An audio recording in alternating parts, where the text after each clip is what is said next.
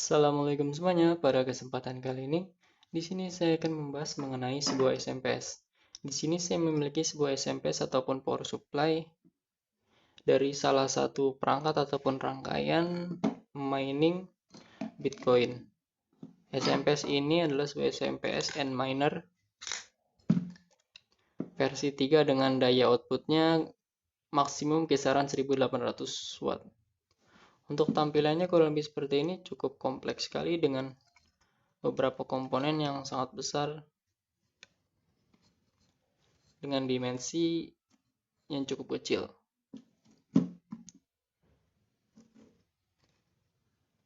SMPS ini input kisaran 220 volt AC mengeluarkan tegangan output 12 volt DC. Untuk pada bagian rangkaian input di mana dia terdapat sebuah soket AC line input, lalu masuk terhadap sebuah PCB. Di sini terdapat sebuah fuse, di sini metal oxide varistor, di sini kapasitor filter AC line input, sebuah MI filter, sebuah kapasitor menuju arah ground mungkin sebagai filter juga. Ini kapasitor filter pada bagian AC line input, dan di sini terdapat sebuah diode bridge jembatan untuk menyarahkan tegangan menjadi tegangan DC. Sebelum dimurnikan menjadi tegangan DC, dia diboost menggunakan sebuah rangkaian disebut dengan power factor correction. Sebuah rangkaian ini berfungsi untuk menaikkan tegangan atau memboost tegangan menjadi 400 volt DC. Mulai dari tegangan 110 atau mungkin input 220 volt AC menjadi tegangan output 400 volt DC.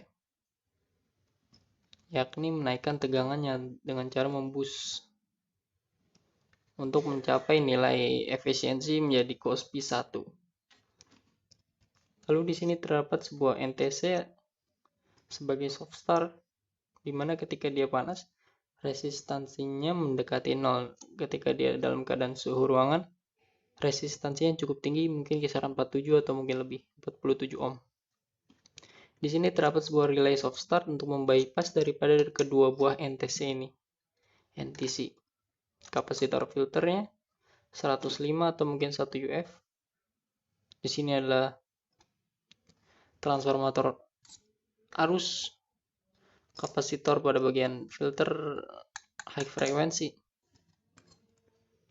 Dan untuk penggunaan MOSFET-nya dia tertutup oleh sebuah kapasitor filter dengan tegangan 450 volt, 470 UF. Sebuah MOSFET-nya tidak terlihat pada bagian PFC-nya, dan untuk dioda PFC-nya dia menggunakan IXYS. Setelah difilter menuju arah kapasitor, dia masuk terhadap power supply aux terlebih dahulu. Berfungsi untuk apa? Untuk menyuplai tegangan pada bagian IC PWM SMPS ini. Mulai dari ini, keseluruhan dari tegangan tersebut didapatkan dari power supply auxiliary ataupun power supply samping, berfungsi untuk menyuplai IC PWM atau menggerakkan IC PWM tersebut. Dan di sini terdapat sebagai driving transformator, berfungsi untuk mengedrive pada MOSFET pada area primary. Mengapa menggunakan gate driving? Dikarenakan agar mendapatkan isolasi yang cukup baik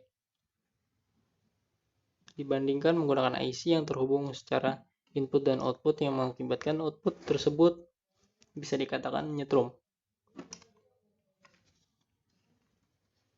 Untuk topologi yang saya lihat di sini menggunakan topologi half bridge dengan transformator utama yang cukup besar dengan gulungannya sangat besar sekali.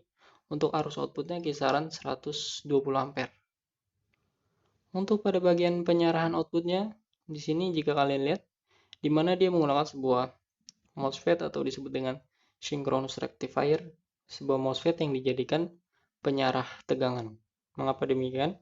Dikarenakan MOSFET memiliki resistansi on-nya yang sangat kecil, yang mengakibatkan mengurangi kerugian loss daya daripada output tersebut dibandingkan menggunakan sebuah dioda Schottky konvensional. Maka digunakanlah sebuah MOSFET.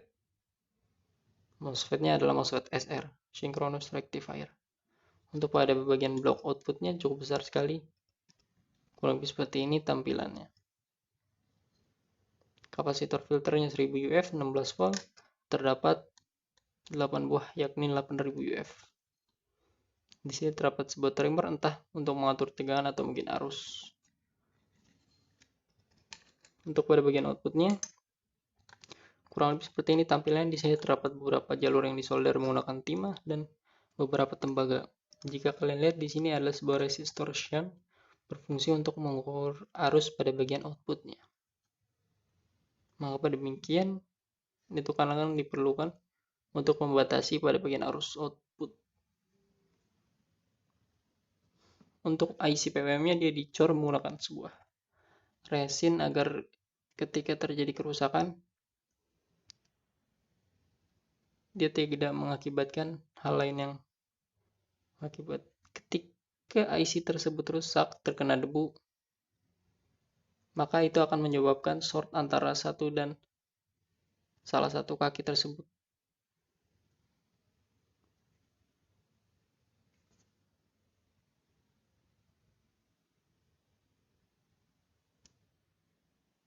Oke, mungkin kurang lebih seperti itu mengenai pembahasan kali ini. Dan tidak lupa ini adalah sebuah heatsink pada bagian area synchronous rectifier, berfungsi untuk mendinginkan MOSFET tersebut. Oke, mungkin kurang lebih seperti itu mengenai pembahasan singkat kali ini. Pada video selanjutnya mungkin saya akan copot satu persatu komponen dari SMPC yang saya miliki ini. Kurang lebih seperti itu. Terima kasih sudah menonton. Mungkin semoga bermanfaat.